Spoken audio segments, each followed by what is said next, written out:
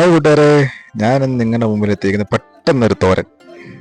പിന്നെ നമ്മൾ വെക്കാൻ പോകുന്നത് വെള്ളരി തോരനാണ്. വെള്ളരി ഇത് നമുക്ക് ചോറൊക്കെ കൊണ്ടുപോകാൻ വേണ്ടി വീട്ടിൽ കൂട്ടാനൊന്നും ആയില്ല, 10 മിനിറ്റ് ഇച്ചിരി തോരൻ വെക്കണമെന്നുണ്ടെങ്കിൽ അപ്പോൾ നമുക്ക് വെള്ളരി നല്ല കുനാന്ന് അരിഞ്ഞെടുക്കാം കേട്ടോ. അത് വൃത്തിയായിട്ട് ചീകി അരിയണം. കൊത്തി അരിയുക എന്ന് പറയുന്നത് നമ്മുടെ നാട്ടിൽ. നമ്മൾ വെള്ളരിയൊക്കെ നടുവായിട്ട് കൊത്തി അരിഞ്ഞ് വൃത്തിയാക്കി വെച്ചിട്ടുണ്ട്.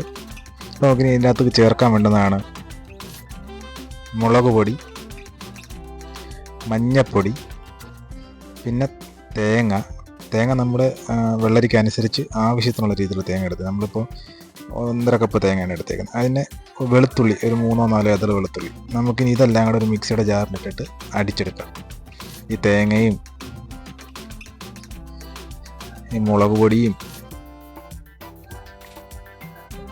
ഈ മഞ്ഞപ്പൊടിയും പിന്നെ നമുക്ക് ഇതിലേക്ക് ആവശ്യത്തിന് ഉപ്പ് കൂടെ ചേർത്ത് കൊടുക്കണം കേട്ടോ. അരച്ചെടുക്കുമ്പോൾ ഉപ്പ് നമ്മൾ വെള്ളം ഒട്ടും ചേർക്കരുത്, വെള്ളം ചേർക്കാതെ ഒരിക്കണം. പിന്നെ നമ്മളെടുത്ത് വെച്ചാൽ വെളുത്തുള്ളിയുടെ ഇതളൂടെ അതിനകത്തിട്ടിട്ട് നല്ല വൃത്തിയായിട്ട് അരച്ചെടുക്കാം. നമ്മൾ ചതച്ചെടുക്കുക എന്ന് പറയുന്നത് കേട്ടോ. ചതച്ചെടുത്ത് നമുക്കിനി പാൻ അടപ്പേ വെക്കാം കേട്ടോ. നമ്മൾ പാനൊക്കെ എടുത്ത് അടപ്പേ വെച്ചിട്ടുണ്ട്. ഇതിനകത്തേക്ക് നമുക്ക് കുറച്ച് എണ്ണ ഒഴിച്ചു കൊടുക്കാം, വെളിച്ചെണ്ണ. വെളിച്ചെണ്ണ ഒന്ന് ചൂടാകാൻ വേണ്ടി നമുക്ക് വെയിറ്റ് ചെയ്യാം. വെളിച്ചെണ്ണ അത്യാവശ്യം നല്ല രീതിയിൽ ചൂടാവണം.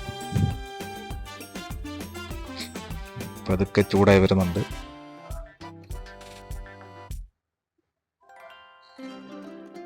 വെളിച്ചെണ്ണ ചൂടാകാൻ തുടങ്ങിയിട്ടുണ്ട്. അത്യാവശ്യം നല്ല രീതിയിൽ ചൂടായിട്ട് വേണം നമുക്ക് അതിനകത്തേക്ക് നമ്മൾ എടുത്തു വെച്ചിരിക്കുന്ന റൈറ്റ് ഇടാൻ വേണ്ടിയിട്ട്. ഇപ്പോൾ വെളിച്ചെണ്ണ ഏകദേശം നല്ല രീതിയിൽ ചൂടായിട്ടുണ്ട്. നമുക്ക് ഇതിനകത്തേക്ക് കുറച്ച് അരി ഇട്ട് കൊടുക്കാം. അരി അപ്പോൾ നമ്മൾ വെളിച്ചെണ്ണ ചൂടായതിൻ്റെ അരി ഇട്ടിട്ടുണ്ട്. അപ്പോൾ ചൂടായ വെളിച്ചെണ്ണയ്ക്കകത്ത് പിന്നെ അരി ടപ്പും സൗണ്ട് ഉണ്ടാക്കാൻ തുടങ്ങിയിട്ടുണ്ട്. നമുക്ക് അരി ഏകദേശം വറവായി തുടങ്ങിയിട്ടുണ്ട്.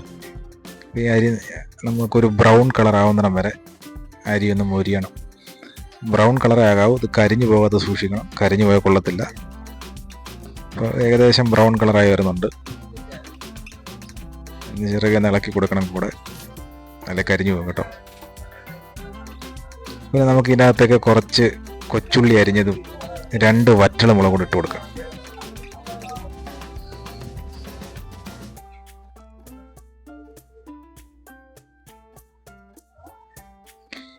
ഇനി നമുക്ക് ഇതിനകത്തേക്ക് അരിഞ്ഞു വെച്ച വെള്ളരി നല്ല കൈകൊണ്ട് നല്ല അമർത്തി ഞെവിടി വേണം ഇട്ട് കൊടുക്കാം കേട്ടോ. അമർത്തി ഞെവിടി നമ്മൾ വെള്ളരിക്കകത്തെ വെള്ളം ശകലം മാറ്റിയിട്ട് വേണം ഇട്ട് കൊടുക്കാം. വെള്ളരി നമുക്ക് ഇതിനകത്ത് ഇട്ട് കൊടുക്കാം. എന്നിട്ട് നമുക്കൊന്ന് ചെറുകെ ഇളക്കി കൊടുക്കാം കൂടെ, കാരണം അരി അടിയിൽ കിടന്ന് കരിയരുത്. അതുകൊണ്ട് നമുക്ക് അരിഞ്ഞു വെച്ച വെള്ളരി മൊത്തം നമുക്ക് ഈ പാനിൻ്റെ അകത്ത് ഇട്ട് കൊടുക്കാം.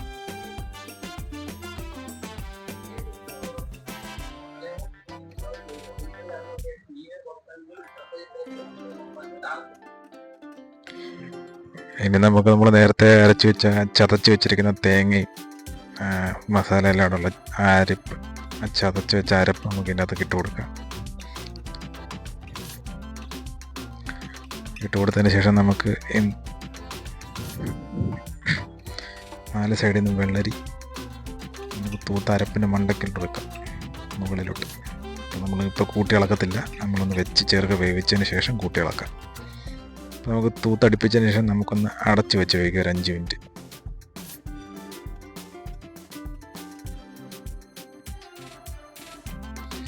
ഏകദേശം 5 മിനിറ്റ് ആയിട്ടുണ്ട്. ഇനി നമുക്കിതൊന്ന് ഇളക്കാം. കുറച്ച് കരിവേപ്പില നമ്മൾ മണ്ടക്കിട്ടിട്ടുണ്ട്. നമുക്കിത് നല്ലപോലെ ഇളക്കി യോജിപ്പിക്കുക. ഇനി അരപ്പും വെള്ളരിയും എല്ലാം കൂടെ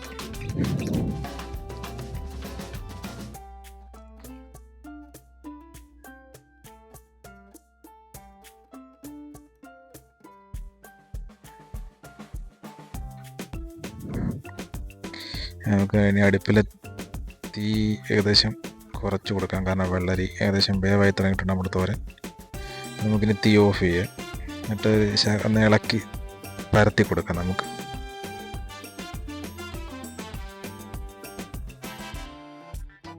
അപ്പം നമ്മുടെ സ്വാദിഷ്ടമായ വെള്ളരിത്തോരൻ ശരിയായിട്ട് റെഡിയായിട്ടുണ്ട്. അപ്പം നിങ്ങൾക്കിത് ഇഷ്ടപ്പെട്ടെന്ന് വിചാരിക്കുന്നു.